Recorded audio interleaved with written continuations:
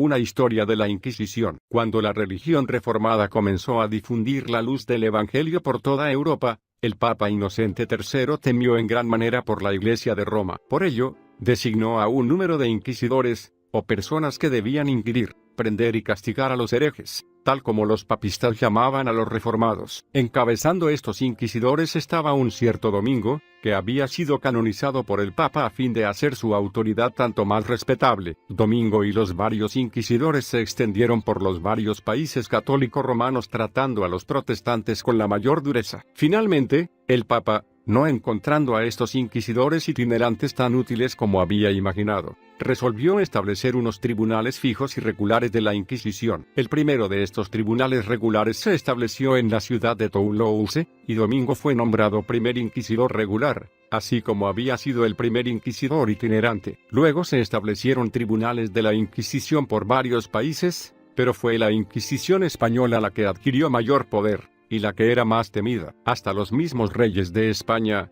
aunque arbitrarios en todos los demás respectos, aprendieron a temer el poder de los señores de la Inquisición, y las horrendas crueldades que estos ejercían obligaron a multitudes, que diferían en sus opiniones de los católicos romanos, a disimular sus sentimientos. En el 1244, su poder aumentó más gracias al emperador Federico II, que se declaró amigo y protector de todos los inquisidores, y que publicó estos crueles edictos: 1. Que todos los herejes que persistieran en su obstinación fueran quemados.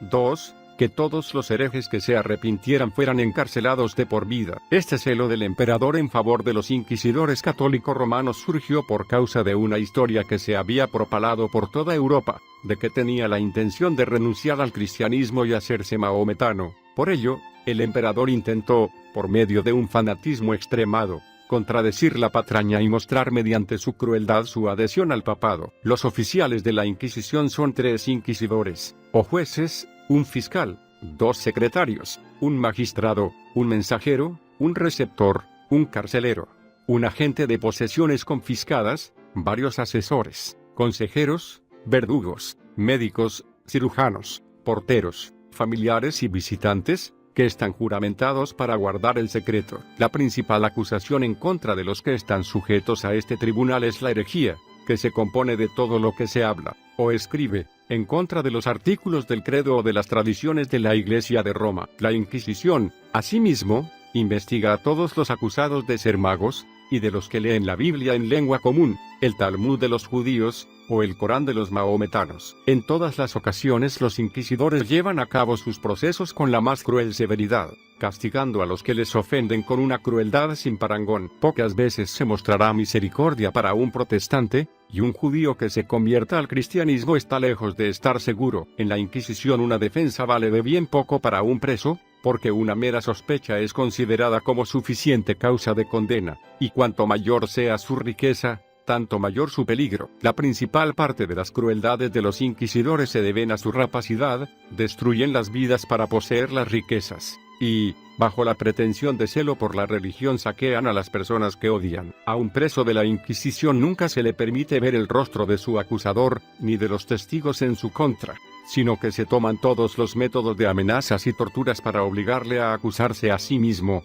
y por este medio que corrobore sus evidencias. Si no se asiente plenamente a la jurisdicción de la Inquisición, se proclama venganza contra todos aquellos que la pongan en duda. Si se hace resistencia a ninguno de sus oficiales, todos los que se oponen a ellos sufrirán con una certeza casi total por tal temeridad. La máxima de la Inquisición es infundir terror y pavor a los que tiene bajo su poder, para llevarlos a obedecer. La alta cuna, la alcurnia o los empleos eminentes no constituyen protección frente a sus rigores, y los más humildes oficiales de la Inquisición pueden hacer temblar a los más altos dignatarios. Cuando la persona acusada es condenada, es o bien duramente azotada, violentamente torturada, enviada a galeras, o condenada a muerte, y en todo caso le son confiscados sus bienes. Después del juicio, se lleva a cabo una procesión que se dirige al lugar de la ejecución, ceremonia que se llama un auto da fe, o auto de fe. Lo que sigue es un relato de un auto da fe llevado a cabo en Madrid en el año 1682. Tuvo lugar el 30 de mayo. Los oficiales de la Inquisición, precedidos por trompetas, timbales y su bandera, desfilaron a caballo hasta el lugar de la Plaza Mayor, donde hicieron la proclamación de que el 30 de junio se ejecutaría la sentencia contra los presos. De estos presos, iban a ser quemados 20 hombres y mujeres, y un mahometano renegado, 50 judíos, hombres y mujeres, que nunca antes habían sido encarcelados, y arrepentidos de sus crímenes, fueron sentenciados a un largo confinamiento, y a llevar una coroza amarilla. Toda la corte de España estaba presente en esta ocasión. El gran trono del inquisidor fue situado en una especie de estrado muy por encima de el del rey. Entre los que iban a ser quemados se encontraba una joven judía de exquisita hermosura, de solo 17 años. Encontrándose al mismo lado del cadalso en que estaba la reina, se dirigió a ella con la esperanza de conseguir el perdón, con las siguientes patéticas palabras: «Gran reina, ¿no me será vuestra regia presencia de algún servicio en mi desgraciada condición? Tened compasión de mi juventud, y considerad que estoy a punto de morir por una religión en la que he sido enseñada desde mi más tierna infancia». Su Majestad parecía compadecerse mucho de su angustia, pero apartó su mirada, porque no se atrevía a decir una palabra en favor de una persona que había sido declarada hereje. Ahora comenzó la misa, en medio de la cual el sacerdote acudió desde el altar, se puso cerca del cadalso, y se sentó en una silla dispuesta para él. Entonces el gran inquisidor descendió desde el anfiteatro, vestido con su capa, y con una mitra en la cabeza. Después de inclinarse ante el altar, se dirigió hacia el palco del rey, y subió a él, asistido por algunos de sus oficiales, llevando una cruz y los evangelios, con un libro conteniendo el juramento mediante el que los reyes de España se obligan a proteger la fe católica, a extirpar a los herejes, y a sustentar con todo su poder las actuaciones y los decretos de la Inquisición. Un juramento semejante fue tomado de los consejeros y de toda la asamblea. La misa comenzó a las 12 del mediodía, y no acabó hasta las 9 de la noche, alargada por una proclamación de las sentencias de varios criminales, que habían ya sido pronunciadas por separado en voz alta, una tras otra. Después de esto siguió la quema de los 21 hombres y mujeres, cuyo valor en esta horrenda muerte fue verdaderamente asombroso. El rey, por su situación cerca de los condenados, pudo oír muy bien sus estertores mientras morían. Sin embargo, no pudo ausentarse de esta terrible escena, por cuanto era considerado un deber religioso, y por cuanto su juramento de coronación le obligaba a dar sanción, por su presencia, a todos los actos del tribunal. Lo que ya hemos dicho se puede aplicar a las inquisiciones en general, así como a la de España en particular. La Inquisición de Portugal actúa bajo exactamente el mismo plan que la de España, habiendo sido instituida en una época muy semejante, y puesta bajo las mismas normas. Los inquisidores permiten que se emplee la tortura solo 3 veces, pero en estas 3 ocasiones es infligida de manera tan severa, que el preso o bien muere bajo ella, o bien queda para siempre imperdido, y sufre los más severos dolores en cada cambio de tiempo. Daremos una amplia descripción de los severos tormentos ocasionados por la tortura, en base del relato de uno que la sufrió las 3 veces, pero que felizmente sobrevivió a las crueldades sufridas. En la primera tortura, entraron 6 verdugos, lo desnudaron dejándolo en calzones, y lo pusieron sobre su espalda en una especie de tarima elevada unos pocos pies sobre el suelo. La operación comenzó poniendo alrededor de su cuello una anilla de hierro, y otras anillas en cada pie, lo que le fijó a la tarima. Estando así estirados sus miembros, ataron 2 cuerdas alrededor de cada muslo, que pasando bajo la tarima por medio de agujeros para este propósito, fueron tensadas al mismo tiempo, por 4 de los hombres, al darse una señal. Es fácil concebir que los dolores que le sobrevinieron de inmediato eran intolerables. Las cuerdas, de pequeño grosor, cortaron a través de la carne del preso hasta el hueso, haciendo que le brotara la sangre en 8 lugares distintos así ligados a la vez. Al persistir el preso en no confesar lo que le demandaban los inquisidores, las cuerdas fueron tensadas de esta manera 4 veces sucesivas. La manera de infligir la segunda tortura fue como sigue. Le forzaron los brazos para atrás de manera que las palmas de las manos estuvieran giradas hacia afuera detrás de él. Entonces, por medio de una cuerda que las ataba por la muñeca, y que era jalada por un torno, las acercaban gradualmente entre sí de manera que se tocaran los dorsos de las manos y estuvieran paralelas. Como consecuencia de esta violenta contorsión, sus 2 hombros quedaron dislocados, y arrojó una cantidad considerable de sangre por la boca. Esta tortura se repitió 3 veces, después de la cual fue de nuevo llevado a su mazmorra, donde el cirujano le puso bien los huesos dislocados. 2 meses después de la segunda tortura, el preso, Ya algo recuperado, fue de nuevo llevado a la cámara de torturas, y allí, por última vez, tuvo que sufrir otro tipo de tormento, que le fue infligido 2 veces sin interrupción alguna. Los verdugos pusieron una gruesa cadena de hierro alrededor de su cuerpo, que, cruzando por el pecho, terminaba en las muñecas. Luego lo colocaron con la espalda contra una tabla gruesa, en cada uno de cuyos extremos había una polea, a través de la que corría una cuerda que estaba atada al final de la cadena en sus muñecas. Entonces el verdugo, extendiendo la cuerda por medio de un torno que estaba a cierta distancia detrás de él, presionaba o aplastaba su estómago en proporción a la tensión que daba a los extremos de las cadenas. Le torturaron de tal modo que dislocaron totalmente sus muñecas y sus hombros. Pronto fueron vueltos a poner en su sitio por el cirujano, pero aquellos desalmados, no satisfechos aún con esta crueldad, le hicieron de inmediato sufrir este tormento por segunda vez, lo que soportó, aunque fue, si ello fuera posible, más doloroso todavía, con la misma entereza y resolución. Después fue de nuevo mandado a la mazmorra, asistido por el cirujano para que sanara sus heridas y ajustar los huesos dislocados, y allí se quedó hasta su auto de fe o liberación de la cárcel, cuando fue liberado, impedido y enfermo de por vida. Narración del cruel trato y de la quema de Nicholas Burton, un mercader inglés, en España. El 5 de noviembre de alrededor del año 1560 de nuestro Señor, el señor Nicholas Burton, ciudadano de Londres y mercader, que vivía en la parroquia de San Bartolomé el Menor de manera pacífica y apacible,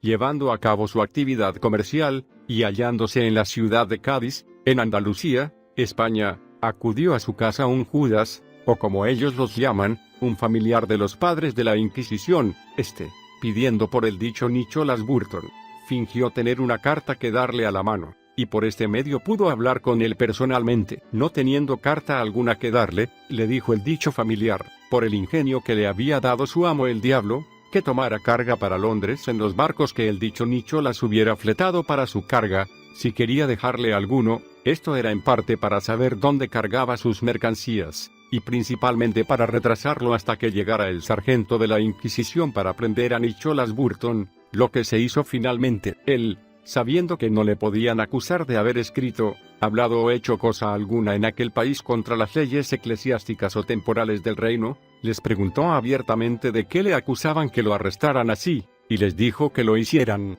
que él respondería a tal acusación. Pero ellos nada le respondieron, sino que le ordenaron, con amenazas, que se callara y que no les dijera una sola palabra a ellos. Así lo llevaron a la inmunda cárcel común de Cádiz, donde quedó encadenado durante 14 días entre ladrones. Durante todo este tiempo instruyó de tal manera a los pobres presos en la palabra de Dios, en conformidad al buen talento que Dios le había otorgado a este respecto, y también en el conocimiento de la lengua castellana, que en aquel breve tiempo consiguió que varios de aquellos supersticiosos e ignorantes españoles abrazaran la palabra de Dios y rechazaran sus tradiciones papistas. Cuando los oficiales de la Inquisición supieron esto, lo llevaron cargado de cadenas desde allí a una ciudad llamada Sevilla, a una cárcel más cruel y apiñada llamada Triana, en la que los dichos padres de la Inquisición procedieron contra él en secreto en base de su usual cruel tiranía, de modo que nunca se le permitió ya ni escribir ni hablar a nadie de su nación, de modo que se desconoce hasta el día de hoy quién fue su acusador. Después, el día 20 de diciembre, llevaron a Nicholas Burton, con un gran número de otros presos,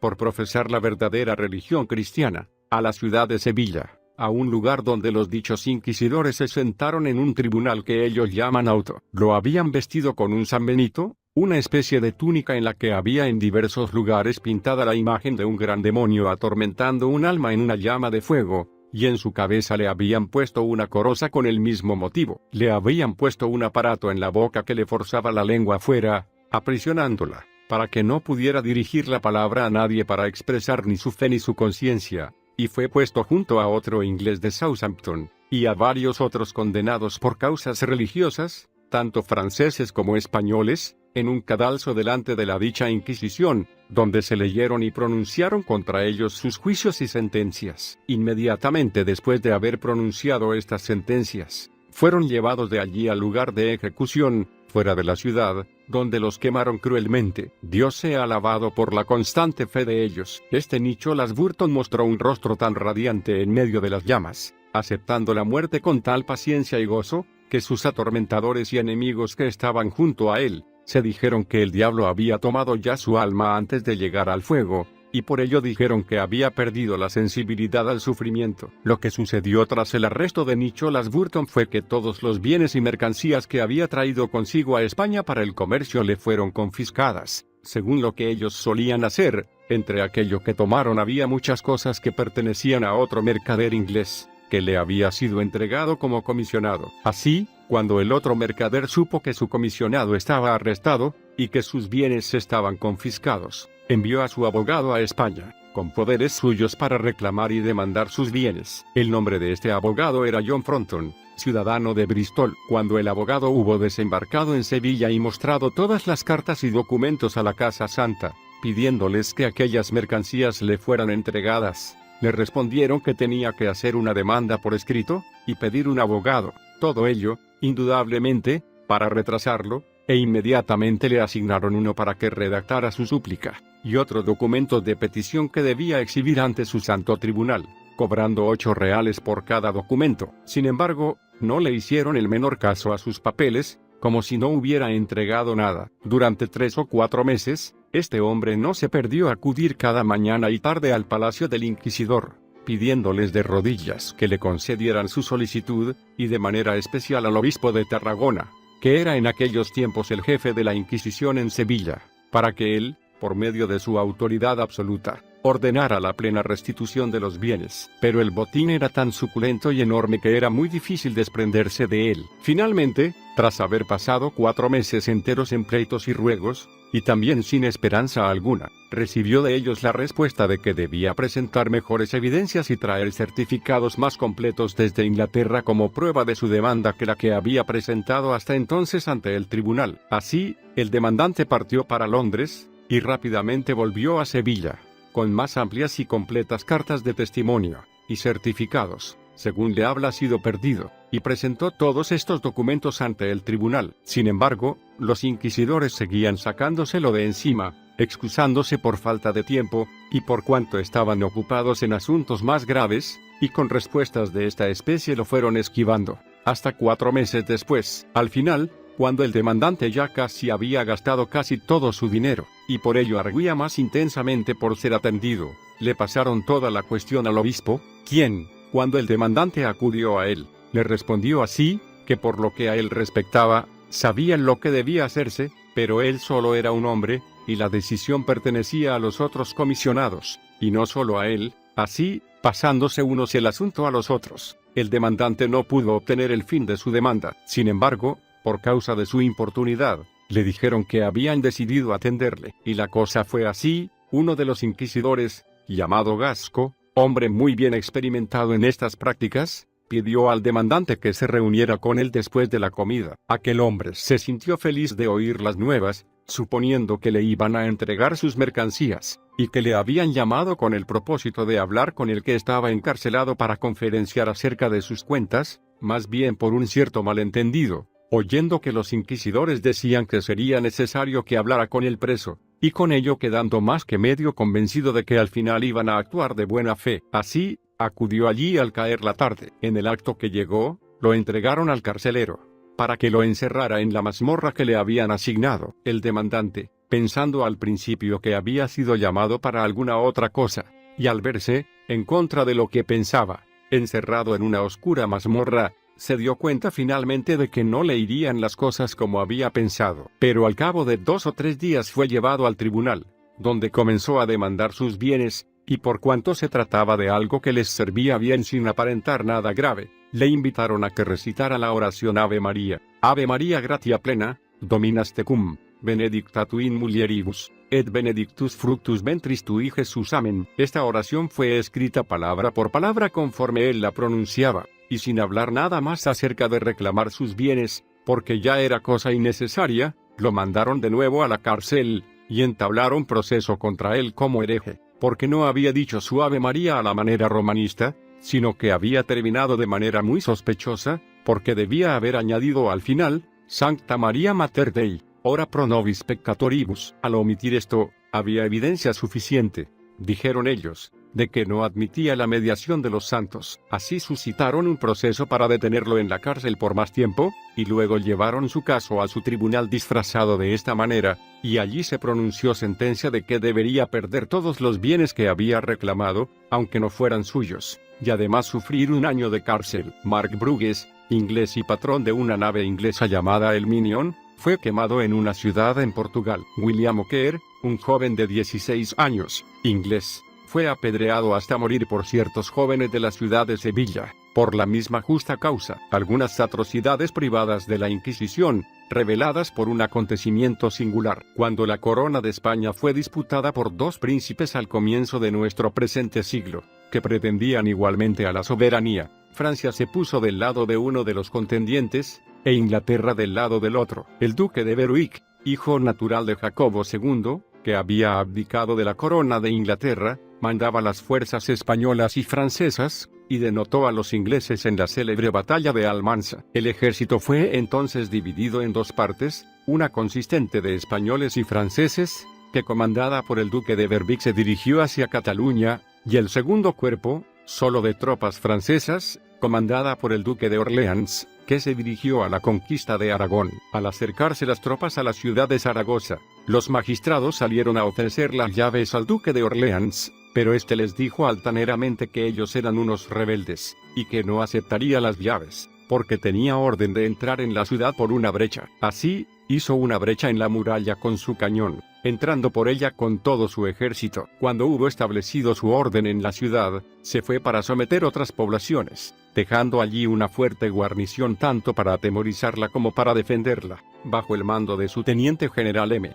de Legal. Este caballero, aunque criado como católico romano, estaba totalmente libre de supersticiones, unía unos grandes talentos a un gran valor, y era un oficial muy capaz, además de un cumplido caballero. Este duque, antes de partir, había ordenado que se impusieran pesadas contribuciones a la ciudad, de la siguiente manera: 1. Que los magistrados y principales habitantes pagaran 1000 coronas al mes para la mesa del duque. 2. Que cada casa pagara una pistola, lo que daría una suma de 18.000 pistolas mensuales. 3. Que cada convento y monasterio pagara una contribución proporcional a sus riquezas y rentas. 4. Estas 2 últimas contribuciones serían apropiadas para el mantenimiento del ejército, el dinero impuesto a los magistrados y a los principales habitantes, y a cada casa, fue pagado en el acto. Pero cuando los recaudadores acudieron a los directores de los conventos y de los monasterios, encontraron que los clérigos no estaban tan dispuestos como los demás a dar su dinero. Estas eran las contribuciones que debía aportar el clero: el colegio de jesuitas debía pagar 2000 pistolas,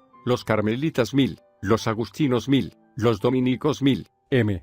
de Legal envió a los jesuitas una orden perentoria para que pagaran el dinero inmediatamente. El superior de los jesuitas dio por respuesta que la petición de que el clero pagara al ejército iba contra todas las inmunidades eclesiásticas, y que no conocía ningún argumento que pudiera autorizar tal cosa. M.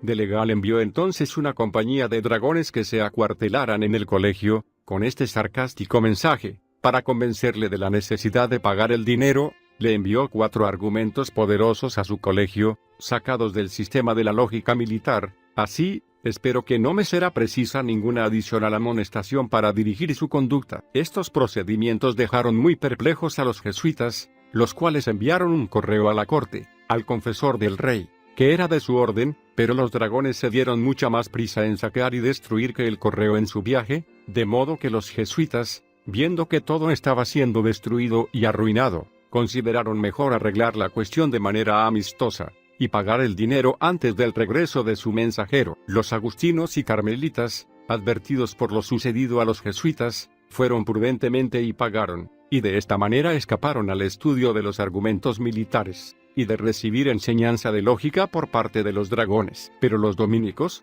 que eran todos familiares de o agentes dependientes de la Inquisición, imaginaron que aquellas mismas circunstancias servirían para protegerles, pero estaban en un error, porque M. de Legal ni temía ni respetaba a la Inquisición. El director de los dominicos le envió un mensaje diciéndole que su orden era pobre, y que no tenían dinero alguno con el que pagar las contribuciones. Decía así: toda la riqueza de los dominicos consiste solo en las imágenes de plata de los apóstoles y santos, de tamaño natural, que están en la iglesia, y que sería sacrilegio quitar. Esta insinuación tenía por objeto aterrar al comandante francés, que, pensaban los inquisidores, no osaría ser tan profano como para desear la posesión de los ricos ídolos. Sin embargo, él envió aviso de que las imágenes de plata serían un admirable sustitutivo del dinero, y que serían más útiles en su posesión que en posesión de los dominicos, porque, decía él, mientras los tenéis de la manera en que los tenéis ahora, están en nichos, inútiles e inmóviles, sin ser de provecho alguno para la humanidad en general, o siquiera a vosotros, pero, cuando estén en mis manos, serán útiles.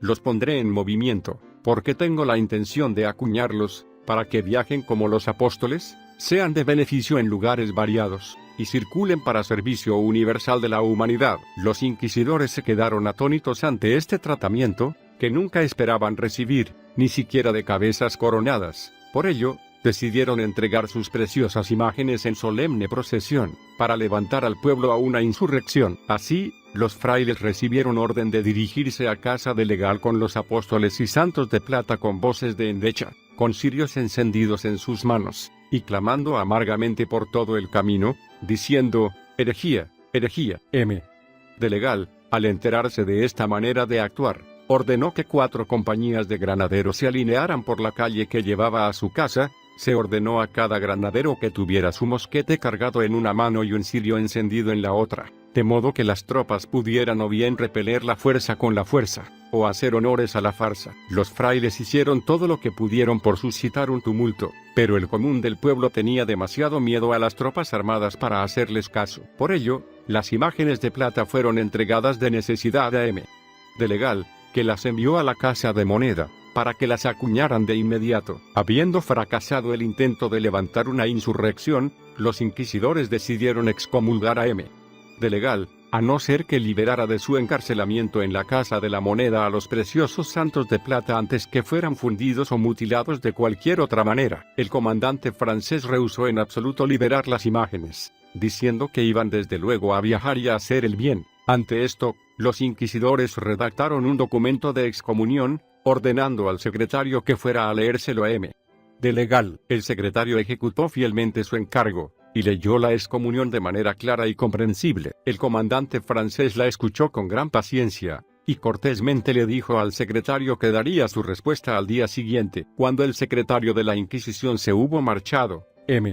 de legal ordenó a su secretario que preparase un documento de excomunión exactamente igual al enviado por la Inquisición, pero haciendo esta alteración, en lugar de su nombre, que pusiera el de los inquisidores. A la mañana siguiente ordenó a 4 regimientos que se armaran, y les ordenó que acompañaran a su secretario, y que actuaran como él les mandara. El secretario fue a la Inquisición, e insistió en ser admitido, lo que, después de muchas discusiones, le fue concedido. Tan pronto como hubo entrado, leyó, en voz audible, la excomunión enviada por de legal contra los inquisidores. Los inquisidores estaban todos presentes, y la oyeron atónitos, nunca habiendo antes hallado individuo alguno que osara actuar de manera tan atrevida. Clamaron a gritos contra de legal como hereje, y dijeron, esto es un insulto de lo más osado contra la fe católica. Pero para mayor sorpresa, el secretario francés les dijo que tendrían que salir de su actual morada, porque el comandante francés quería acuartelar sus tropas en la Inquisición,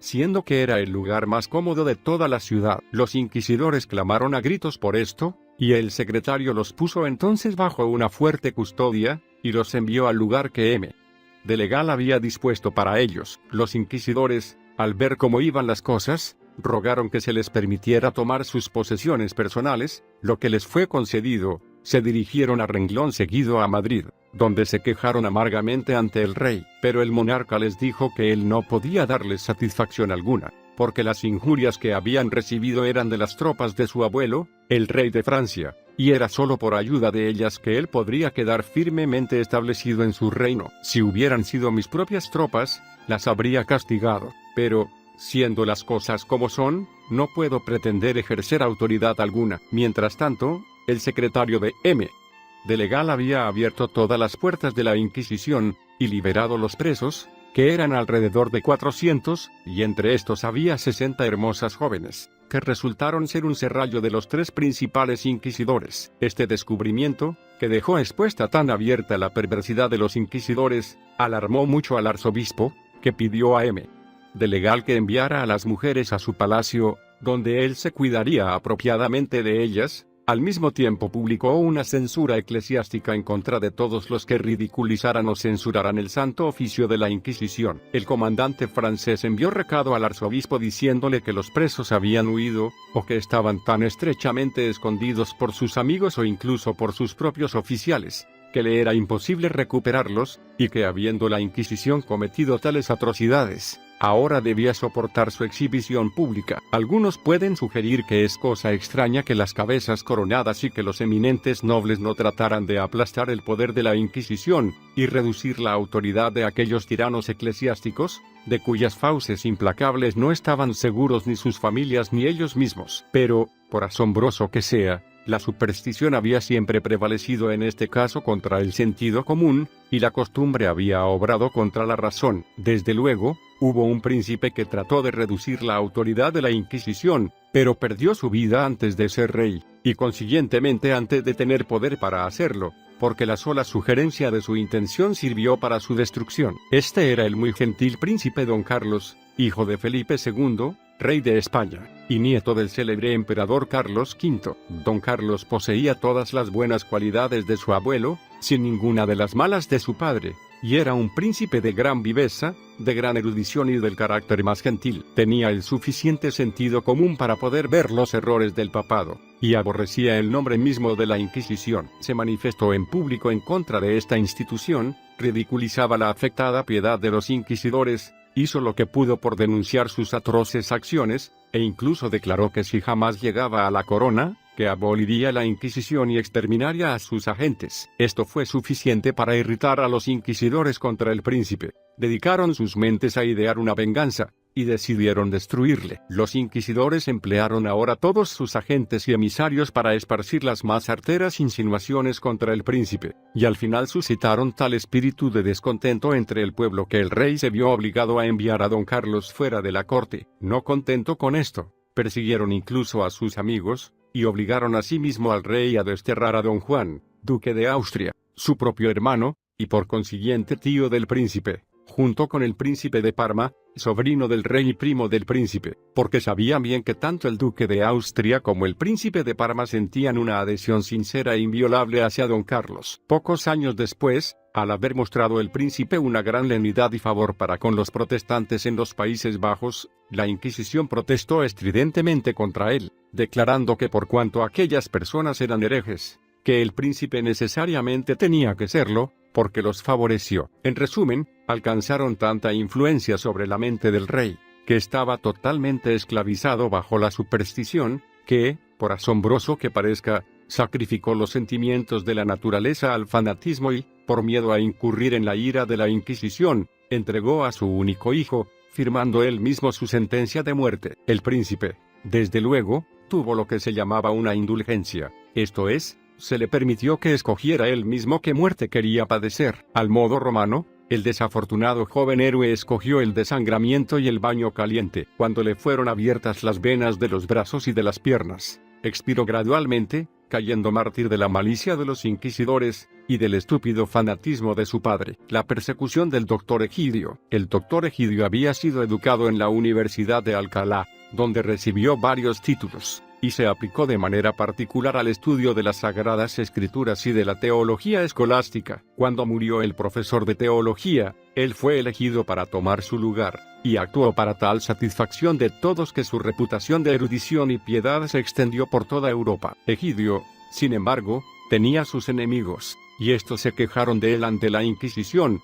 que le enviaron una cita, y cuando compareció, le enviaron a un calabozo. Como la mayoría de los que pertenecían a la Iglesia Catedral de Sevilla, y muchas personas que pertenecían al obispado de Dortois, aprobaban totalmente las doctrinas de Egidio, que consideraban perfectamente coherentes con la verdadera religión, hicieron una petición al emperador en su favor. Aunque el monarca había sido educado como católico romano, tenía demasiado sentido común para ser un fanático, y por ello envió de inmediato una orden para que fuera liberado. Poco después visitó la iglesia de Valladolid, e hizo todo en su mano por promover la causa de la religión. Volviendo a su casa, poco después se enfermó, y murió en la más extrema vejez, habiéndose visto frustrados los inquisidores de satisfacer su malicia contra él mientras vivía. Decidió, mientras todos los pensamientos del emperador se dirigían a una campaña militar, a lanzar su venganza contra él ya muerto. Así, poco después que muriera ordenaron que sus restos fueran exhumados,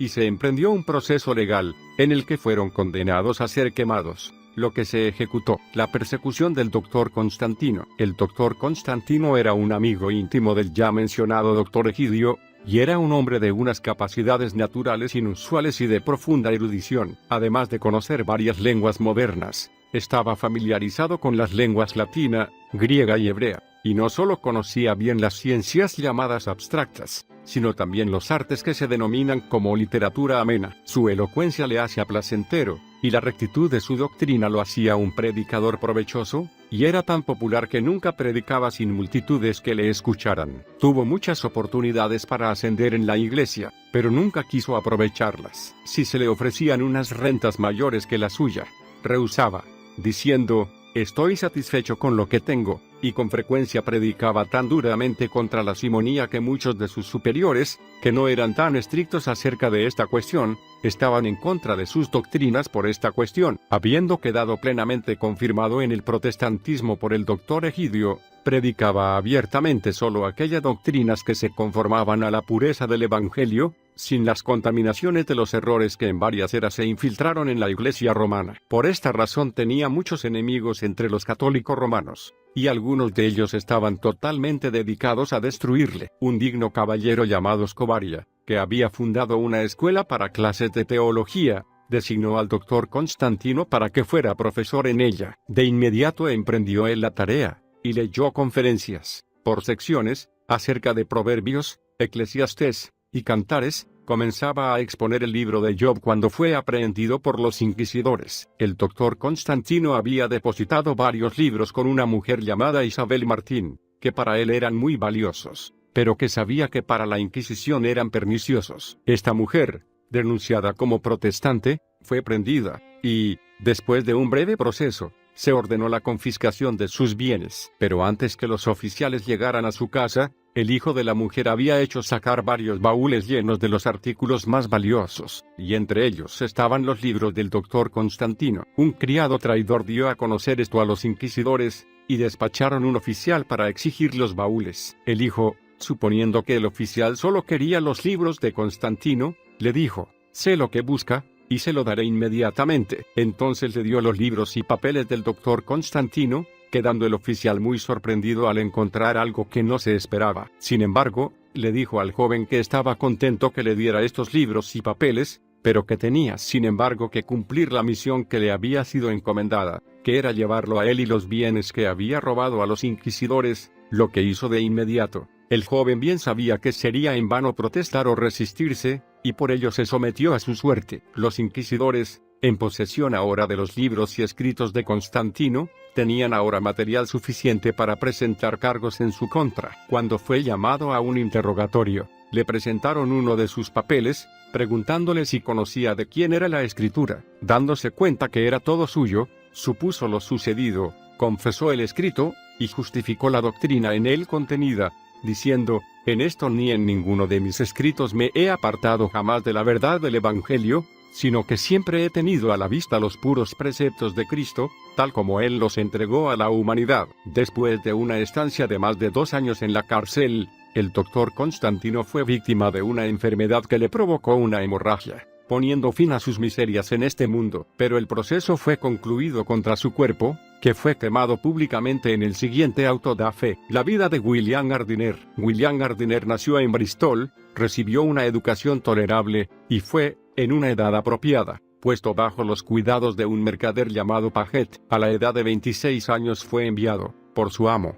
a Lisboa, para actuar como factor. Aquí se aplicó al estudio del portugués, llevó a cabo su actividad con eficacia y diligencia, y se comportó con la más atrayente afabilidad con todas las personas. por poco que las conociera. Mantenía mayor relación con unos pocos que conocía como celosos protestantes, evitando al mismo tiempo con gran cuidado dar la más mínima ofensa a los católicos romanos. Sin embargo, no había asistido nunca a ninguna de las iglesias papistas, habiéndose concertado el matrimonio entre el hijo del rey de Portugal y la infanta de España. En el día del casamiento el novio, la novia y toda la corte asistieron a la iglesia catedral, concurrida por multitudes de todo rango, y entre el resto William Gardiner, que estuvo presente durante toda la ceremonia, y que quedó profundamente afectado por las supersticiones que contempló. El erróneo culto que había contemplado se mantenía constante en su mente. Se sentía desgraciado al ver todo un país hundido en tal idolatría, cuando se podría tener tan fácilmente la verdad del Evangelio. Por ello,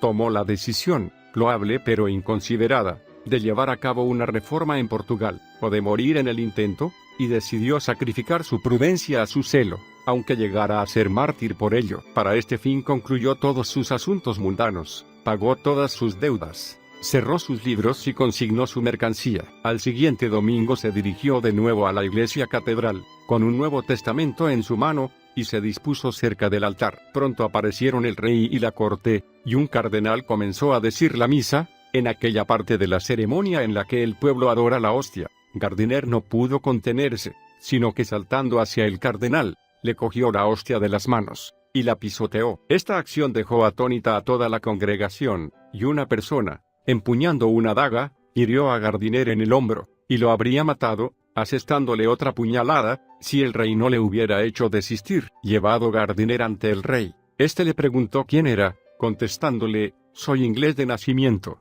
protestante de religión, y mercader de profesión. Lo que he hecho no es por menosprecio a vuestra regia persona, Dios no quiera, sino por una honrada indignación al ver las ridículas supersticiones y las burdas idolatrías que aquí se practican. El rey, pensando que habría sido inducido a este acto por alguna otra persona, le preguntó quién le había llevado a cometer aquello, a lo que él replicó: solo mi conciencia. No habría arriesgado mi vida de este modo por ningún hombre vivo, sino que debo este y todos mis otros servicios a Dios. Gardiner fue mandado a la cárcel, y se emitió una orden de apresar a todos los ingleses en Lisboa. Esta orden fue cumplida en gran medida, unos pocos escaparon, y muchas personas inocentes fueron torturadas para hacerles confesar si sabían algo acerca del asunto. De manera particular, un hombre que vivía en la misma casa que Gardiner fue tratado con una brutalidad sin paralelo para hacerle confesar algo que arrojara algo de luz sobre esta cuestión. El mismo Gardiner fue luego torturado de la forma más terrible, pero en medio de sus tormentos se gloriaba en su acción. Sentenciado a muerte, se encendió una gran hoguera cerca de un cadalso. Gardiner fue subido al cadalso mediante poleas, y luego bajado cerca del fuego, pero sin llegar a tocarlo. De esta manera lo quemaron, o mejor dicho, lo asaron a fuego lento, pero soportó sus sufrimientos pacientemente, y entregó animosamente su alma al Señor. Es de observar que algunas de las chispas que fueron arrastradas del fuego que consumió a Gardiner por medio del viento quemaron uno de los barcos de guerra del rey, y causaron otros considerables daños. Los ingleses que fueron detenidos en esta ocasión fueron todos liberados poco después de la muerte de Gardiner, excepto el hombre que vivía en la misma casa que él, que estuvo detenido por 2 años antes de lograr su libertad. Relato de la vida y sufrimientos de Mr. William Lithgow, natural de Escocia. Este caballero descendía de buena familia, y, teniendo inclinación por los viajes, visitó, muy joven, las islas del norte y de occidente. Después de esto visitó Francia, Alemania, Suiza y España. Emprendió sus viajes el mes de marzo de 1609, y el primer lugar al que se dirigió fue París, donde se quedó por cierto tiempo. Luego prosiguió sus viajes por Alemania y otros lugares, hasta llegar finalmente a Málaga, en España, el lugar de todas sus desgracias. Durante su estancia allí, contrató con el patrón de un barco un pasaje a Alejandría, pero se vio impedido de partir por las siguientes circunstancias. Al atardecer del 17 de octubre de 1620, la flota inglesa, que en aquellos tiempos estaba debatida contra los piratas argelinos, fue a anclar frente a Málaga. Esto provocó la consternación de la gente de la ciudad, que se imaginaron que eran los turcos, pero por la mañana se descubrió el error, y el gobernador de Málaga, dándose cuenta de la cruz de Inglaterra en sus banderas, fue a bordo de la nave de Sir Robert Mansell, el comandante de aquella expedición, y después de estar un tiempo a bordo volvió a tierra, y calmó los temores de la gente. Al siguiente día muchas personas de la flota bajaron a tierra, entre ellos había varios buenos conocidos de Mr. Lithgow, que, después de recíprocos cumplidos, pasaron algunos días en los festejos y diversiones de la ciudad. Luego invitaron a Mr. Lithgow a que subiera a bordo y presentara sus respetos al almirante. Aceptó él la invitación, fue amablemente recibido por él, y se quedó hasta el día siguiente, cuando la flota partía. El almirante hubiera llevado de buena gana a Mr. Lithgow consigo a Argel, pero al haber él ya contratado su pasaje a Alejandría, y teniendo su equipaje en la ciudad, no pudo aceptar el ofrecimiento. Tan pronto como Mr. Lithgow bajó a tierra, se dirigió hacia su alojamiento por un camino privado. Aquella misma noche iba a embarcar rumbo a Alejandría, cuando, al pasar por una estrecha calle inhabitada, se encontró de repente rodeado por 9 alguaciles u oficiales, que le echaron encima un manto negro, y lo condujeron por la fuerza a la casa del gobernador. Después de poco tiempo apareció el gobernador, y Mr. Lithgow le rogó intensamente que le dijera cuál era la causa de un trato tan violento. El gobernador solo respondió con una sacudida de cabeza, y dio orden que se vigilara estrechamente al preso hasta que el gobernador, volviera de sus devociones. Al mismo tiempo dio orden de que el capitán de la ciudad, el alcalde mayor y el notario de la ciudad comparecieran a su interrogatorio, y que todo esto tuviera lugar en el mayor de los secretos, para impedir que tuvieran conocimiento de ello los mercaderes ingleses que entonces residían en la ciudad. Estas órdenes fueron estrictamente cumplidas, y al volver el gobernador, se sentó él con los funcionarios y Mr. Lithgow fue traído para su interrogatorio. El gobernador comenzó haciéndole varias preguntas, como de qué país procedía, a dónde se dirigía, y cuánto tiempo había estado en España. El preso, después de responder a estas y otras preguntas, fue llevado a una estancia, donde, cabo de poco tiempo, fue visitado por el capitán de la ciudad, que le preguntó si había estado alguna vez en Sevilla, o si había llegado de allá hacía poco tiempo, y dándole una palmada en la mejilla con aire de amistad, le conjuró a que dijera la verdad, porque, le dijo, tu misma cara revela que hay algo escondido en tu mente, y la prudencia debería llevarte a revelarlo. Sin embargo, viendo que no podía sacar nada del preso, lo dejó, e informó de ello al gobernador y a los otros funcionarios. A esto Mr. Lithgow fue traído delante de ellos, y presentaron una acusación general contra él, y fue obligado a jurar que daría respuestas veraces a las preguntas que le hicieran. El gobernador pasó a indagar acerca del comandante inglés, y la opinión del preso acerca de cuáles eran los motivos que le impidieron aceptar una invitación suya de acudir a tierra. Pidió, asimismo, los nombres de los capitanes ingleses en la flota, y qué conocimiento tenía él del embarque, o preparación para el mismo, antes de su partida de Inglaterra. Las respuestas dadas a las varias preguntas hechas fueron registradas por escrito delante de notario, pero aquel conventículo parecía sorprendido ante su negación de saber nada acerca de la preparación de la flota,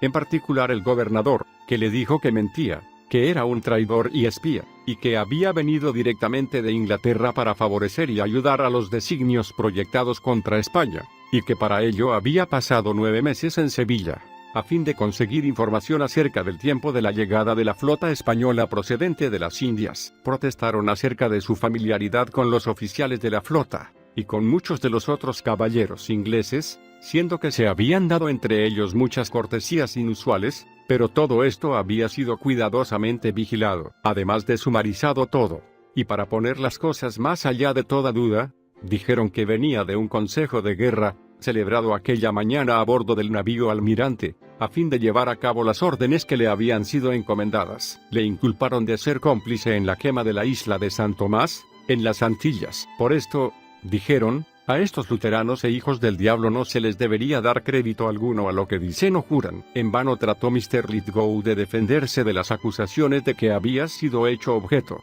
y de que le creyeran sus jueces, tan llenos de prejuicios. Pidió permiso para que le enviaran su bolsa, que contenía sus papeles, y que podría mostrar su inocencia. A esta petición accedieron, pensando que podrían descubrir algunas cosas que desconocían. Trajeron, pues, la bolsa, y, abriéndola, encontraron una licencia del rey Jacobo I, con su firma, estableciendo la intención del portador de viajar a Egipto. Esto lo trataron los altaneros españoles con gran menosprecio. Los otros papeles consistían en pasaportes, testimonios, etc., de personas de rango, pero todas estas credenciales solo parecieron confirmar en lugar de aminorar las sospechas de estos jueces llenos de prejuicios, que después de hacerse con todos los papeles del preso, le ordenaron que se volviera a retirar. Mientras tanto mantuvieron consultas para decidir dónde debía ser encerrado el preso. El alcalde, o juez principal, estaba a favor de encerrarlo en la cárcel de la ciudad, pero a esto objetaron, en especial el corregidor, que dijo, en castellano, a fin de impedir que sus compatriotas sepan su encierro, tomaré esto en mis manos, y me haré responsable de las consecuencias. A esto se acordó que fuera encerrado en la casa del gobernador con el mayor secreto. Decidido esto, uno de los alguaciles fue a Mr. Lithgow, pidiéndole que le entregara su dinero, y que se dejara registrar. Como era inútil resistirse, el preso tuvo que acceder. Luego el alguacil, tras sacar de sus bolsillos 11 ducados, lo dejó en la camisa, y buscando en sus calzones, encontró, dentro del cinto, 2 bolsas de lienzo, que contenían 137 piezas de oro. El alguacil llevó de inmediato este dinero al corregidor que, después de haberlo contado, ordenó que el preso fuera vestido y encerrado hasta después de la cena. Hacia la medianoche, el alguacil y 2 esclavos turcos sacaron a Mr. Lithgow de su encierro, pero solo para introducirlo en otro mucho más terrible. Le llevaron a través de varios corredores hasta una estancia en la parte más remota del palacio, hacia el jardín, donde lo encadenaron, y extendieron sus piernas por medio de una barra de hierro de alrededor de 1 yarda de longitud, cuyo peso era tal que no podía ni estar de pie ni sentarse, sino que estaba obligado a estar de continuo tumbado de espalda. Le dejaron en esta condición durante un cierto tiempo, volviendo luego con un refrigerio que consistía en 1 libra de cordero hervido y 1 hogaza de pan, junto con una pequeña cantidad de vino, el cual fue no solo el primero, sino el mejor y el último de este tipo durante su encierro en este lugar. Después de darle estos alimentos, el alguacil cerró la puerta, y dejó a Mr. Lithgow sumido en sus propias meditaciones. Al siguiente día recibió una visita del gobernador, que le prometió la libertad, con muchas otras ventajas, si se confesaba espía, pero al protestar él de su total inocencia, el gobernador salió enfurecido, diciendo que no le vería más hasta que adicionales tormentos le llevaran a confesar, y ordenando al guarda que no permitiera a nadie que tuviera acceso a él ni comunicación alguna, que su sustento no excediera de 3 onzas de pan mohoso y medio litro de agua cada 2 días, que no se le permitiera ni cama, ni almohada ni cubierta. Cerradle esta vena en su estancia con cal y piedra, obturad las rendijas de la puerta con dobles alfombras, que no tenga nada que le dé la más nimia comodidad. Estas y otras órdenes de parecida dureza fueron dadas para hacer que fuera imposible que nadie de la nación inglesa conociera su condición. En este miserable y deprimente estado se quedó por varios días el pobre Lithgow, sin ver a nadie, hasta que el gobernador recibió respuesta de Madrid a una carta que había escrito acerca del preso, y, siguiendo las instrucciones que había recibido, puso en práctica las crueldades tramadas, que fueron aceleradas, porque se acercaban los días santos de la Natividad, siendo ya el día 47º desde su encarcelamiento. Alrededor de las 2 de la madrugada, oyó el ruido de un carruaje en la calle, y a alguien que abría las puertas de su cárcel, donde no había podido dormir durante 2 noches. El hambre, el dolor y los deprimentes pensamientos le habían impedido reposo alguno. Poco después de que se abrieran las puertas de la prisión, los 9 alguaciles que le habían detenido la primera vez entraron en el lugar donde él yacía, y, sin decir palabra, le llevaron con sus cadenas a través de la casa y a la calle, donde esperaba un carruaje, en el que le depositaron tendido sobre su espalda, al no poderse sentar. 2 de los alguaciles fueron con él, y el resto fueron andando junto al carruaje, pero todos observaron el más profundo silencio. Fueron hasta un edificio con un lagar, alrededor de 1 legua de la ciudad, a donde habían llevado en secreto, antes, un potro de tortura. Allí lo encerraron aquella noche. Al día siguiente, al romper el alba, llegaron el gobernador y el alcalde, en cuya presencia Mr. Lithgow tuvo que sufrir otro interrogatorio. El preso pidió un intérprete, lo que se permitía a los extranjeros, por la ley de aquel país, pero le fue rehusado, y no le permitieron apelar a Madrid, la Corte Superior de Justicia. Después de un largo interrogatorio, que duró desde la mañana hasta la noche, apareció en todas las respuestas una conformidad tan estrecha con lo que había dicho antes, que dijeron que se las había aprendido de memoria, no habiendo la más mínima contradicción. Sin embargo, le apremiaron una vez más a que hiciera una plena confesión, esto es, a que se acusara a sí mismo de crímenes que jamás había cometido, y el gobernador le añadió, Sigue estando usted en mi poder, le puedo dar la libertad si colabora, si no, tendré que entregarlo al alcalde. Al seguir Mr. Lithgow en su inocencia, el gobernador ordenó al notario que redactara una orden para entregarlo al alcalde para que fuera torturado. Como consecuencia de esto, fue llevado por los alguaciles al final de una galería de piedra, donde estaba el potro de tortura. El verdugo le quitó de inmediato los hierros, lo que le causó profundos dolores, habiendo sido puestos los roblones tan cerca de la carne que el martillo le desgarró media pulgada de su talón al romper el roblón. Este dolor, junto con su debilidad, no había comido en 3 días, le hizo gemir amargamente, a lo que el implacable alcalde le dijo: «Villano, traidor, esto es solo una muestra de lo que vas a sufrir». Cuando le quitaron los hierros, cayó sobre sus rodillas, pronunciando una corta oración, pidiendo a Dios que le ayudara a estar firme, y a sufrir con valor la terrible prueba con que iba a encontrarse. Sentados el alcalde y el notario en sillas, él fue desnudado totalmente y puesto al potro del tormento, siendo el oficio de estos caballeros ser testigos de las torturas sufridas por el delincuente, y poner por escrito sus confesiones. Es imposible describir las varias torturas que le aplicaron, será suficiente con decir que estuvo tendido en el potro durante 5 horas. Durante las cuales recibió alrededor de 60 torturas de la más infernal naturaleza, y si hubieran continuado unos pocos minutos más, habría muerto inevitablemente. Satisfechos por el presente estos crueles perseguidores, el preso fue sacado del potro, y, volviéndole a poner los hierros, fue llevado a su anterior mazmorra, sin recibir otro alimento que un poco de vino caliente, que le fue dado más bien para impedir que muriera, y para reservarlo para futuros tormentos, que por ningún principio de caridad o de compasión. Como confirmación de esto, se dieron órdenes para que un carruaje pasara cada mañana, antes de hacerse de día, junto a la prisión, para que el ruido suscitara renovados temores y alarmas al infeliz cautivo, y que le privaran de toda posibilidad de obtener el más mínimo reposo. Siguió en esta horrenda situación, casi muriendo por falta de los necesarios alimentos para conservar su mísera existencia, hasta el día de Navidad, en que recibió un poco de alivio por mano de Mariana, la dama de compañía de la esposa del gobernador, que le llevó un refrigerio consistente en miel, azúcar, pasas y otros artículos, y tan afectada quedó ante su situación que lloró amargamente, y al salir expresó la mayor preocupación al no poderle ser de mayor ayuda. En esta abominable prisión quedó el pobre Mr. Lithgow hasta que quedó casi devorado por los bichos. Pasaban sobre su barba, sus labios, sus cejas, etc., de modo que apenas si podía abrir los ojos, y este tormento quedaba aumentado al no poder usar sus manos y sus pies para defenderse de ellos, al estar tan terriblemente lisiado por las torturas sufridas. Tal era la crueldad del gobernador que incluso ordenó que le barrieran más de estos animales encima 2 veces cada semana. Sin embargo, obtuvo alguna mitigación de esta parte del castigo gracias a la humanidad de un esclavo turco que le asistía, que, cuando lo podía hacer sin peligro, destruía los bichos y ayudaba en todo lo que podía a ofrecer algún refrigerio a aquel que estaba en su poder. Por este esclavo recibió Mr. Lithgow información que le dio bien poca esperanza de ser jamás liberado, sino que, al contrario, tendría que acabar su vida bajo nuevas torturas. La esencia de esta información era que un sacerdote de un seminario inglés y un tonelero escocés habían sido empleados por algún tiempo por el gobernador para traducir del inglés a la lengua castellana todos sus libros y observaciones, y que se decía abiertamente de él en la casa del gobernador que era un archihereje. Esta información le alarmó en sumo grado,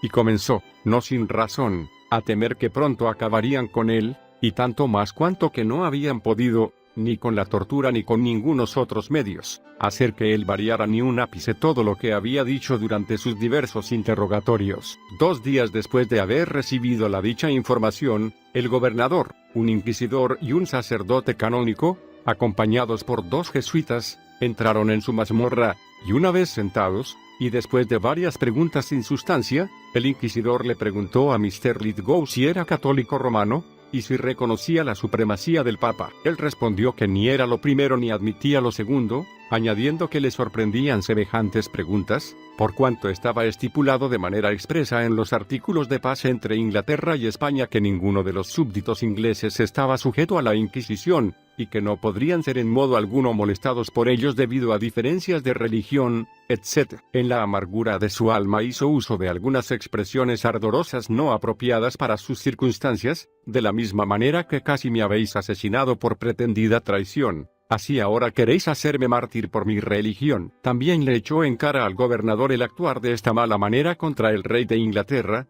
cuyo súbdito era él, olvidando la regia humanidad ejercitada para con los españoles en 1588, cuando su armada naufragó frente a la costa escocesa, y miles de españoles hallaron alivio, cuando en otro caso habrían perecido miserablemente. El gobernador admitió la verdad de lo dicho por Mr. Lithgow, pero contestó altaneramente que el rey, que entonces solo reinaba sobre Escocia, fue motivado más por temor que por amor, y que por ello no merecía gratitud alguna. Uno de los jesuitas dijo que no se debía guardar fe alguna a los herejes. Luego el inquisidor, levantándose, se dirigió a Mr. Lithgow con estas palabras: usted ha sido prendido como espía, acusado de traición, y torturado, como reconocemos, siendo inocente. Esto, por lo que se parece, refiriéndose a la información posteriormente recibida en Madrid acerca de las intenciones de los ingleses, pero ha sido el poder divino lo que ha traído estos juicios sobre usted, por actuar presuntuosamente el bendito milagro de Loreto,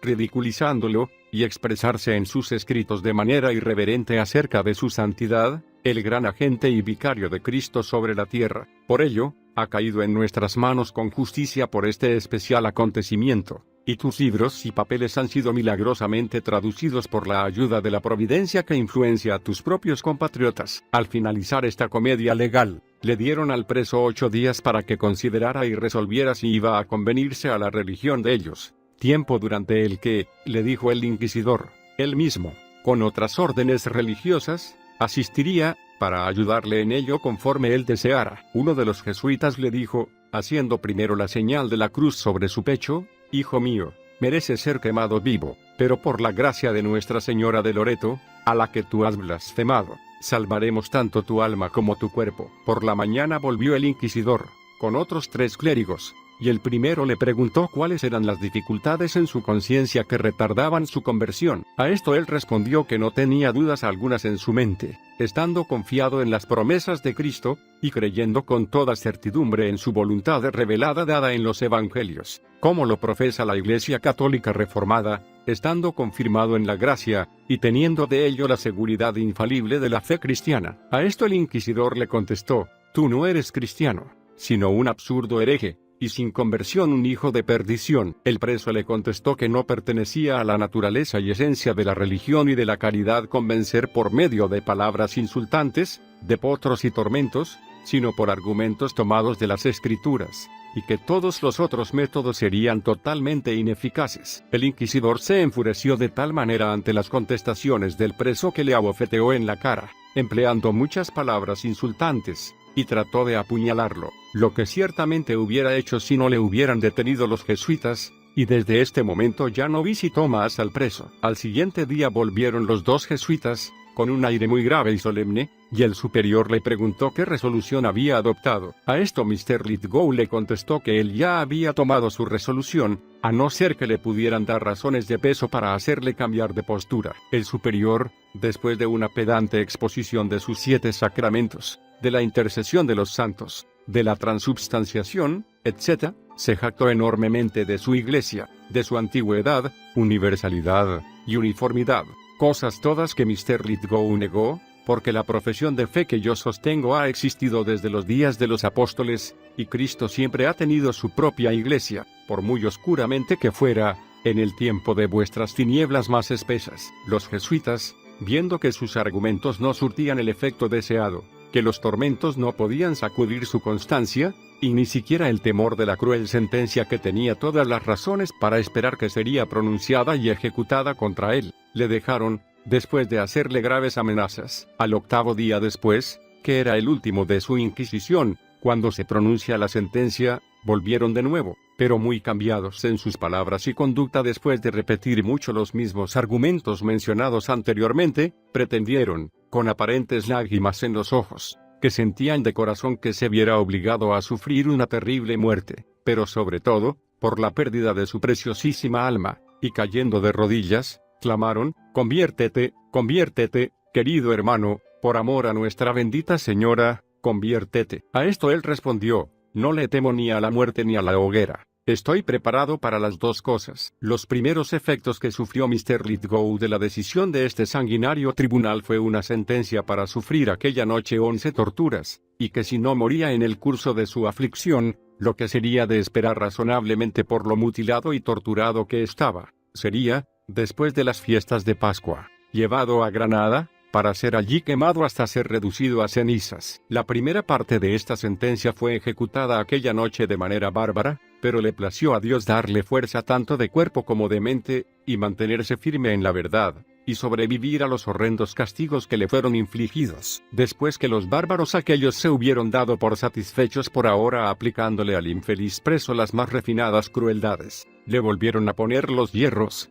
y lo devolvieron a su anterior mazmorra. A la mañana siguiente recibió un poco de auxilio del esclavo turco ya mencionado, que le trajo secretamente, en sus mangas, algunas pasas e higos, que lamió con toda la fuerza que le quedaba en la lengua. Es a este esclavo que atribuyó Mr. Lithgow el que sobreviviera tanto tiempo en una situación tan inhumana, porque encontró medios para llevarle algunos de estos frutos 2 veces a la semana. Es muy extraordinario, y digno de mención, que este pobre esclavo, criado desde su infancia en base de las máximas de su profeta y de sus padres, y detestando a los cristianos al máximo, se sintiera tan afectado por las terribles circunstancias de Mr. Lithgow de que cayó enfermo, y así estuvo por espacio de 40 días. Durante este período, Mr. Lithgow fue atendido por una mujer negra, esclava, que encontró maneras para darle aún más amplio auxilio que el turco. Al conocer la casa y la familia, le traía víveres cada día, y algo de vino en una botella. El tiempo había ya transcurrido de tal manera,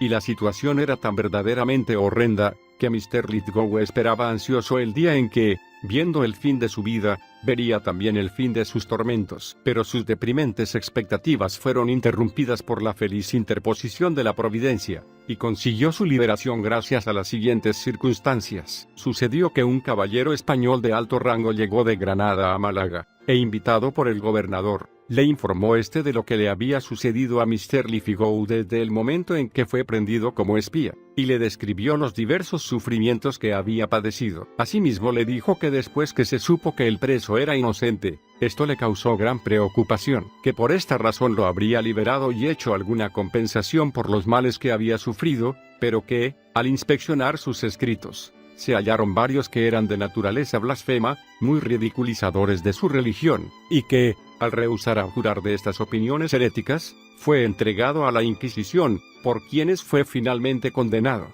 Mientras el gobernador estaba relatando esta trágica historia, un joven flamenco, criado del caballero español, que servía a la mesa, quedó lleno de asombro y lástima por los sufrimientos del extraño así descritos. Al volver al alojamiento de su amo comenzó a dar vueltas en su mente a lo que había oído, lo que hizo tal impresión sobre él que no podía reposar en su cama. En los cortos sueños que descabezó, su imaginación lo llevaba a la persona descrita, sobre el potro, y ardiendo en el fuego, y pasó la noche en esta ansiedad. Al llegar la mañana, fue a la ciudad, sin revelar sus intenciones a nadie, y preguntó por el factor inglés. Fue dirigido a la casa de un tal Mr. Will, a quien le contó todo lo que había oído la noche anterior, entre su amo y el gobernador, pero no sabía el nombre de Mr. Lithgow. Sin embargo, Mr. Will conjeturó que se trataba de él, al recordar el criado la circunstancia de que se trataba de un viajero, y de haberlo conocido o algo. Al irse el criado flamenco, Mr. Will envió inmediatamente a buscar a los otros factores ingleses, a los que les contó todos los detalles acerca de su infortunado compatriota. Después de una breve consulta, acordaron enviar un informe de todo lo acontecido a Sir Walter Aston, el embajador inglés ante el rey de España, entonces en Madrid. Esto se hizo así, y el embajador, habiendo presentado un memorándum al rey y consejo de España, obtuvo una orden para la liberación de Mr. Lithgow, y su entrega al factor inglés. Esta orden iba dirigida al gobernador de Málaga, y fue recibida con gran disgusto y sorpresa por toda la asamblea de la sanguinaria Inquisición. Mr. Lithgow fue liberado de su encierro en la víspera del domingo de Pascua, siendo llevado desde su calabozo a hombros del esclavo que le había asistido, hasta la casa de un tal Mr. Bobich, donde se le hizo objeto de todos los cuidados. También providencialmente estaba entonces fondeada en la rada una flotilla de naves inglesas, mandada por Sir Richard Hawkins, que, al ser informado de los sufrimientos y de la actual situación de Mr. Lithgow, acudió a tierra al día siguiente, con una guardia apropiada, y lo recibió de los mercaderes. Fue en el acto llevado envuelto en mantas a bordo de la nave Vanguard, y 3 días después fue llevado a otra nave, por orden de Sir Robert Mansell, que ordenó que él fuera a cuidarse personalmente del paciente. El factor le dio ropas y todas las provisiones necesarias, y además de esto le dieron 200 reales de plata, y Sir Richard Hawkins le envió 2 pistolas dobles. Antes de zarpar de la costa española, Sir Richard Hawkins demandó la entrega de sus papeles, dinero, libros, etc., pero no pudo obtener una respuesta satisfactoria en cuanto a esto. No podemos dejar de hacer una pausa para reflexionar cuán manifiestamente se interpuso la providencia en favor de este pobre hombre, cuando estaba ya al borde de su destrucción, porque por su sentencia, frente a la cual no podía haber recurso alguno, habría sido llevado, pocos días después, a Granada, y quemado hasta quedar reducido a cenizas. Y como aquel pobre criado ordinario, que no le conocía en absoluto, ni podía tener interés personal alguno en su preservación, arriesgó el desagrado de su amo, poniendo en peligro su propia vida, para revelar algo tan importante y peligroso a un caballero desconocido, de cuya discreción dependía su propia existencia. Pero por medio de estos medios secundarios se interfiere generalmente la providencia en favor de los virtuosos y oprimidos, y de esto tenemos aquí un ejemplo de los más notables. Después de estar 12 días fondeado en la rada, la nave levó anclas, y al cabo de 2 meses arribó a Deptford sana y salva. A la mañana siguiente Mr. Lithgow fue llevado en una litera de plumas a Theobald's, en Hertfordshire, donde en aquel entonces se encontraban el rey y la familia real. Su majestad estaba en aquel momento de cacería, pero al volver por la tarde le presentaron a Mr. Lithgow, que relató los detalles de sus sufrimientos y su feliz liberación. El rey se sintió tan afectado por la narración que expresó su sentimiento más profundo, y dio orden de que fuera enviado a Bath, y que sus necesidades fueran suplidas apropiadamente de su regia munificencia. Por medio de esto, en la gracia de Dios, tras cierto tiempo Mr. Lithgow fue restaurado desde el más mísero espectáculo a una gran medida de salud y fortaleza,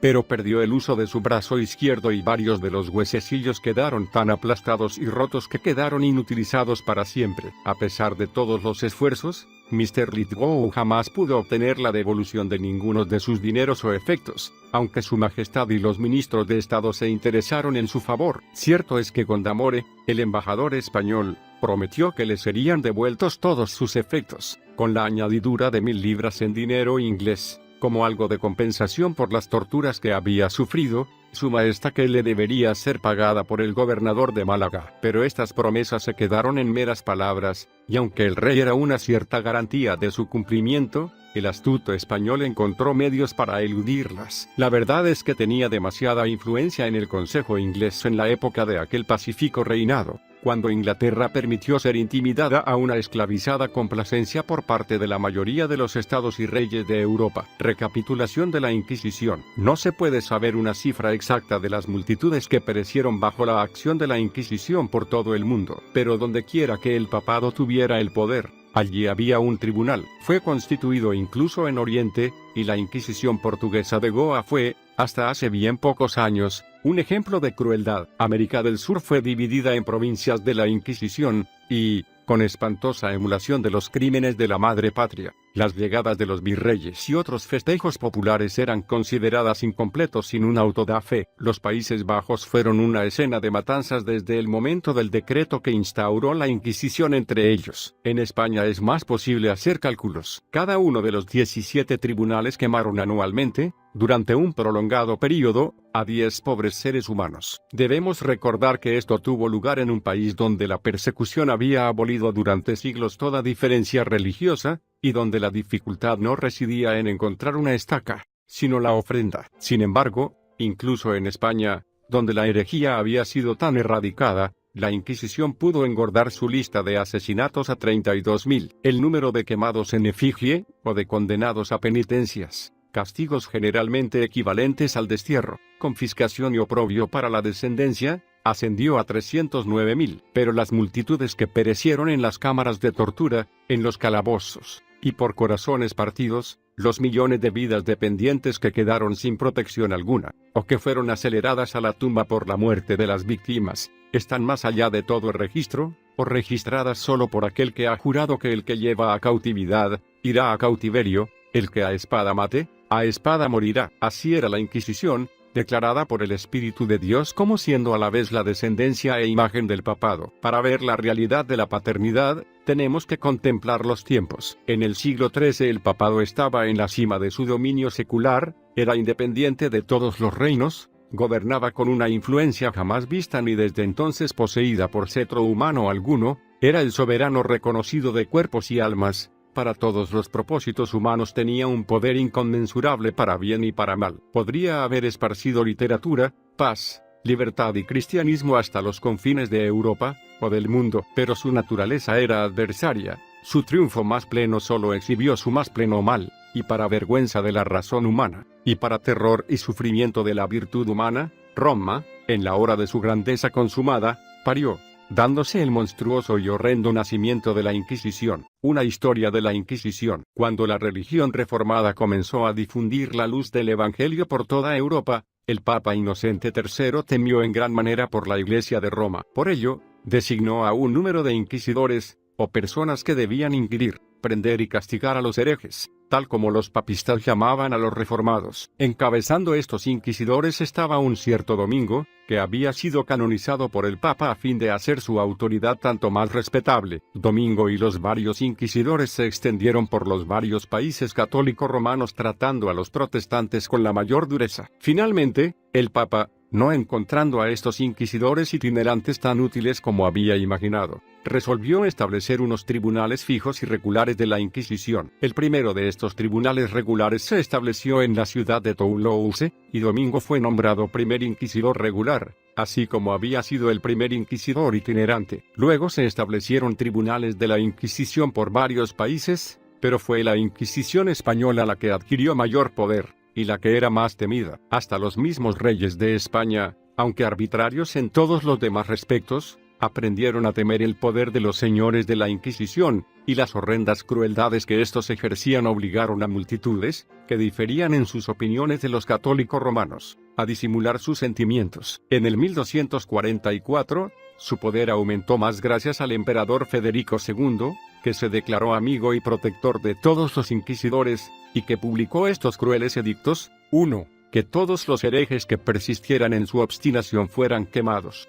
2. Que todos los herejes que se arrepintieran fueran encarcelados de por vida. Este celo del emperador en favor de los inquisidores católicos romanos surgió por causa de una historia que se había propalado por toda Europa, de que tenía la intención de renunciar al cristianismo y hacerse mahometano. Por ello, el emperador intentó, por medio de un fanatismo extremado, contradecir la patraña y mostrar mediante su crueldad su adhesión al papado. Los oficiales de la Inquisición son 3 inquisidores, o jueces, un fiscal, 2 secretarios, un magistrado, un mensajero. Una vez, al persistir el preso en no confesar lo que le demandaban los inquisidores, las cuerdas fueron tensadas de esta manera 4 veces sucesivas. La manera de infligir la segunda tortura fue como sigue: le forzaron los brazos para atrás de manera que las palmas de las manos estuvieran giradas hacia afuera detrás de él. Entonces, por medio de una cuerda que las ataba por la muñeca, y que era jalada por un torno, las acercaban gradualmente entre sí de manera que se tocaran los dorsos de las manos y estuvieran paralelas. Como consecuencia de esta violenta contorsión, sus 2 hombros quedaron dislocados, y arrojó una cantidad considerable de sangre por la boca. Esta tortura se repitió 3 veces,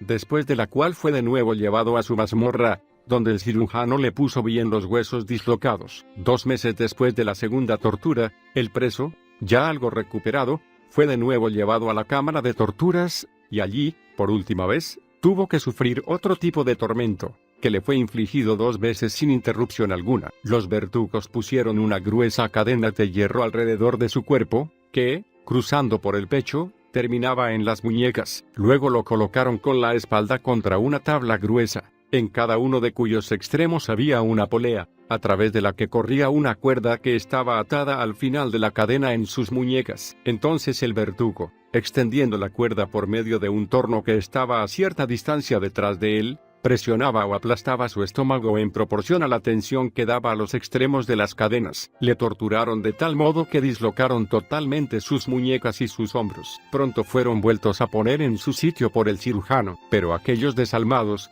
no satisfechos aún con esta crueldad, le hicieron de inmediato sufrir este tormento por segunda vez, lo que soportó, aunque fue, si ello fuera posible, más doloroso todavía, con la misma entereza y resolución. Después fue de nuevo mandado a la mazmorra, asistido por el cirujano para que sanara sus heridas y ajustar los huesos dislocados, y allí se quedó hasta su auto de fe o liberación de la cárcel, cuando fue liberado, impedido y enfermo de por vida. Narración del cruel trato y de la quema de Nicholas Burton. Un mercado de la Inquisición. Un juramento semejante fue tomado de los consejeros y de toda la asamblea. La misa comenzó a las 12 del mediodía, y no acabó hasta las 9 de la noche, alargada por una proclamación de las sentencias de varios criminales, que habían ya sido pronunciadas por separado en voz alta, una tras otra. Después de esto siguió la quema de los 21 hombres y mujeres, cuyo valor en esta horrenda muerte fue verdaderamente asombroso. El rey, por su situación cerca de los condenados, pudo oír muy bien sus estertores mientras morían. Sin embargo, no pudo ausentarse de esta terrible escena, por cuanto era considerado un deber religioso, y por cuanto su juramento de coronación le obligaba a dar sanción, por su presencia, a todos los actos del tribunal. Lo que ya hemos dicho se puede aplicar a las Inquisiciones en general, así como a la de España en particular. La Inquisición de Portugal actúa bajo exactamente el mismo plan que la de España, habiendo sido instituida en una época muy semejante, y puesta bajo las mismas normas. Los inquisidores permiten que se emplee la tortura solo 3 veces, pero en estas 3 ocasiones es infligida de manera tan severa, que el preso o bien muere bajo ella, o bien queda para siempre imperdido, y sufre los más severos dolores en cada cambio de tiempo. Daremos una amplia descripción de los severos tormentos ocasionados por la tortura, en base del relato de uno que la sufrió las 3 veces, pero que felizmente sobrevivió a las crueldades sufridas. En la primera tortura, entraron 6 verdugos, lo desnudaron dejándolo en calzones, y lo pusieron sobre su espalda en una especie de tarima elevada unos pocos pies sobre el suelo. La operación comenzó poniendo alrededor de su cuello una anilla de hierro, y otras anillas en cada pie, lo que le fijó a la tarima. Estando así estirados sus miembros, ataron 2 cuerdas alrededor de cada muslo, que pasando bajo la tarima por medio de agujeros para este propósito, fueron tensadas al mismo tiempo, por 4 de los hombres, al darse una señal. Es fácil concebir que los dolores que le sobrevinieron de inmediato eran intolerables. Las cuerdas, de pequeño grosor, cortaron a través de la carne del preso hasta el hueso, haciendo que le brotara la sangre en 8 lugares distintos, así ligados al receptor, un carcelero, un agente de posesiones confiscadas, varios asesores, consejeros, verdugos, médicos, cirujanos, porteros, familiares y visitantes, que están juramentados para guardar el secreto. La principal acusación en contra de los que están sujetos a este tribunal es la herejía,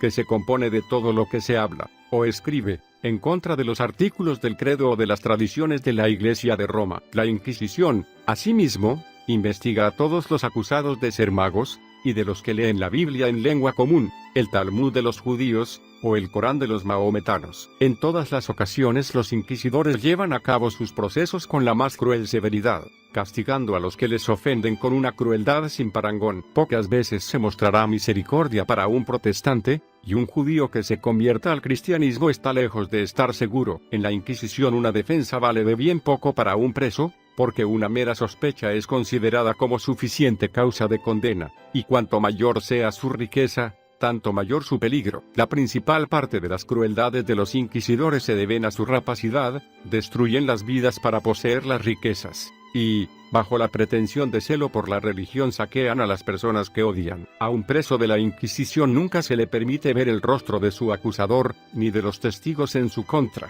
sino que se toman todos los métodos de amenazas y torturas para obligarle a acusarse a sí mismo, y por este medio que corrobore sus evidencias. Si no se asiente plenamente a la jurisdicción de la Inquisición, se proclama venganza contra todos aquellos que la pongan en duda. Si se hace resistencia a ninguno de sus oficiales, todos los que se oponen a ellos sufrirán con una certeza casi total por tal temeridad. La máxima de la Inquisición es infundir terror y pavor a los que tiene bajo su poder, para llevarlos a obedecer. La alta cuna, La alcurnia o los empleos eminentes no constituyen protección frente a sus rigores, y los más humildes oficiales de la Inquisición pueden hacer temblar a los más altos dignatarios. Cuando la persona acusada es condenada, es o bien duramente azotada, violentamente torturada, enviada a galeras, o condenada a muerte, y en todo caso le son confiscados sus bienes. Después del juicio, se lleva a cabo una procesión que se dirige al lugar de la ejecución, ceremonia que se llama un auto da fe, o auto de fe. Lo que sigue es un relato de un auto da fe llevado a cabo en Madrid en el año 1682. Tuvo lugar el 30 de mayo. Los oficiales de la Inquisición, precedidos por trompetas, timbales y su bandera, desfilaron a caballo hasta el lugar de la Plaza Mayor, donde hicieron la proclamación de que el 30 de junio se ejecutaría la sentencia contra los presos. De estos presos, iban a ser quemados 20 hombres y mujeres, y un mahometano renegado, 50 judíos, hombres y mujeres, que nunca antes habían sido encarcelados, y arrepentidos de sus crímenes, fueron sentenciados a un largo confinamiento, y a llevar una coroza amarilla. Toda la corte de España estaba presente en esta ocasión. El gran trono del inquisidor fue situado en una especie de estrado muy por encima de el del rey. Entre los que iban a ser quemados se encontraba una joven judía de exquisita hermosura, de solo 17 años. Encontrándose al mismo lado del cadalso en que estaba la reina, se dirigió a ella con la esperanza de conseguir el perdón, con las siguientes patéticas palabras: «Gran reina, ¿no me será vuestra regia presencia de algún servicio en mi desgraciada condición? Tened compasión de mi juventud, y considerad que estoy a punto de morir por una religión en la que he sido enseñada desde mi más tierna infancia». Su Majestad parecía compadecerse mucho de su angustia, pero apartó su mirada, porque no se atrevía a decir una palabra en favor de una persona que había sido declarada hereje. Ahora comenzó la misa, en medio de la cual el sacerdote acudió desde el altar, se puso cerca del cadalso, y se sentó en una silla dispuesta para él. Entonces el gran inquisidor descendió desde el anfiteatro, vestido con su capa, y con una mitra en la cabeza. Después de inclinarse ante el altar, se dirigió hacia el palco del rey, y subió a él, asistido por algunos de sus oficiales, llevando una cruz y los evangelios, con un libro conteniendo el juramento mediante el que los reyes de España se obligan a proteger la fe católica, a extirpar a los herejes, y a sustentar con todo su poder las actuaciones y los decretos